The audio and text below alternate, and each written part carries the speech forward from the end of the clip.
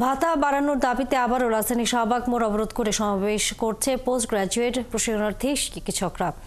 Doctors movement for justice ব্যানারে এ সমাবেশে যোগ দিয়েছেন বিভিন্ন মেডিকেলের পোস্ট গ্রাজুয়েট প্রশিক্ষণার্থী চিকিৎসকরা বলছেন, দীর্ঘদিন ধরে রাজপথে আন্দোলন করার পরেও কোনো সমাধান না হওয়ায় আবারও বাধ্য হয়ে সড়কে নেমেছেন তারা। দাবি মেনে নিতে যত দেরি হবে ততই সবার মধ্যে আরও ঐক্য বাড়বে।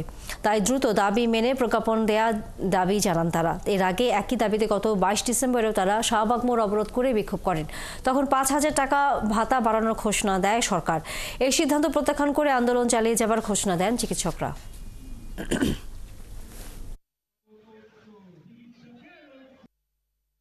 একজন মানুষের পক্ষে ঢাকা শহরে এই বাজারে 25,000 টাকায় কিভাবে সম্ভব? কোনোভাবেই একজন চিকিৎসক, সে একটা ক্লাস বিলং করে, সে কখনোই এই 25,000 টাকায় ঢাকা শহরের মতো জায়গাতে সার্ভাইভ করতে পারবে না। আমরা গত 2-2.5 বছর ধরে দাবি করে যাচ্ছি একজন পোস্ট গ্রাজুয়েশন ট্রেনির ভাতা কিভাবে 25,000 টাকা হতে পারে। 25,000 টাকায় লাইফ লিড করা একজন ডক্টরের জন্য খুবই মিজারেবল। 25,000 আর 20,000-এর নিচে একটা ছোট 2 কামরার বাসা পাওয়া যায় না। সেখানে আমরা 25,000 দিয়ে কিভাবে পুরো মাস চালাবো ডাক্তাররা? ওনাদের মতো করে বাড়াচ্ছে, কিন্তু আমরা যেটা বলছি আমাদের বারবার বলছে কমিটমেন্ট দিয়ে ওটা ভঙ্গ করছে। আমরা চাই আমাদের দাবি মানা হোক। ভাতা বাড়ানোর দাবিতে আবারও রাজধানী শাহবাগ মোড় অবরোধ করে সমাবেশ করছেন পোস্ট গ্রাজুয়েট প্রশিক্ষণার্থী চিকিৎসকরা। বেলা 11:30টার দিকে শাহবাগ মোড় অবরোধ করে সেখানে তারা অবস্থানে সমাবেশ শুরু করেন। আমাদের সহকর্মী নিবিড় সাহা আছেন সেখানে, সর্বশেষ খবর নিয়ে তিনি যুক্ত হচ্ছেন। নিবিড়, কতক্ষণ তাদের এই অবরোধ কর্মসূচি চলবে এবং এর আগে আসলে এই কর্মসূচির কারণে আশেপাশের এলাকায় যানজটের খবরও আমরা শুনছিলাম, এখন সেই অবস্থা আসলে কোনো পরিবর্তন হয়েছে কিনা? তানিয়া, যেমনটি বলছিলেন যে পোস্ট গ্রাজুয়েট ট্রেনিং চিকিৎসকদের যে আন্দোলন এবং শাহবাগ মোড়ের যে অবস্থান কর্মসূচি সেটি কয়টা নাগাদ শেষ হবে সেটি কিন্তু আসলে তাদের পক্ষ থেকে আমাদেরকে জানানো হয়নি, কিংবা তারা কিন্তু যে বার্তাটি দিচ্ছে যে পর্যন্ত তাদের দাবি আদায় না হবে, যে পর্যন্ত তাদের যে ভাতা যেটি এখন 30,000 করা হয়েছে, কিন্তু যেটি তারা প্রত্যাখ্যান করেছেন তাদের দাবি 50,000 ভাতা করতে হবে।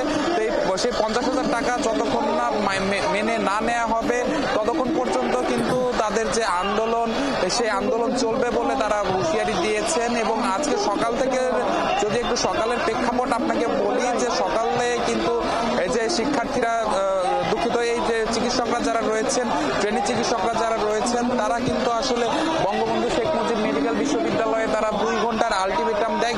কেননা গত 1 সপ্তাহ আগেও তারা কিন্তু এই শাহবাগ মোড়ে অবস্থান নিয়েছিল এবং তারা তাদের যে 25,000 টাকার যে ভাতা সেটি কিন্তু আসলে 50,000 টাকা করার দাবি করে তুলেছিল। এবং তারপর কিন্তু আমরা দেখেছি যে সেটি 5,000 টাকা বাড়িয়ে 30,000 টাকা করা হয়, কিন্তু আসলে এই যে ট্রেনিং চিকিৎসকরা যারা আছেন তারা কিন্তু সেটি মানতে নারাজ। তারা বলছেন যে তাদের যে ভাতা সেটি 50,000 টাকাই করতে হবে এবং এজন্যই কিন্তু তারা আজকেও আন্দোলনে নামে এবং 2 ঘন্টার আলটিমেটাম তারা দেয় প্রথমে, এবং 2 ঘন্টার আলটিমেটামে কিন্তু তারা তাদের যে দাবি আদায় সেই কোনো আশ্বাস না পেয়ে কিন্তু তারা বাধ্য হয়ে এই যে শাহবাগ মোড়, সেই শাহবাগ মোড়ে অবস্থান নেয় এবং এই যে আশপাশের সকল যান চলাচল কিন্তু বন্ধ হয়ে যায়, যার কারণে আমরা দেখছি যে আশপাশের বিশাল একটি এলাকা জুড়ে কিন্তু আসলে এই যে যানজট সেটি কিন্তু আসলে লেগে গেছে। আমি শিক্ষার্থীদের সাথে কথা বলেছি,